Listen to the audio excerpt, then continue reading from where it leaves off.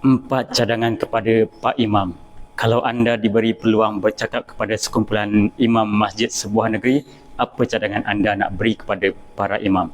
Jemput kongsikan di ruang komen. Kalau saya ada 4 cadangan. Pertama, jangan cepat sangat nak mulakan solat lepas iqamah. Pusing belakang, perhati betul-betul jemaah dah sedia atau belum, terutamanya untuk solat Jumaat. Di belakang masih ramai yang susun saf, masih penuhkan ruang kosong, mungkin perlu dalam 2 minit untuk selesaikan susun saf. Kedua, sebelum mulakan solat, pesan kepada para jemaah yang pakai t-shirt, baju sendat, seluar londeh supaya perkemas pakai itu supaya tak terdedah lurah buruk belakang tu sampai tak sah solatnya. Ketiga, selesai beri salam, paling ke belakang, tengok ada tak jemaah yang bangun sambung solat masbuk atau solat jamaah atau solat sunat.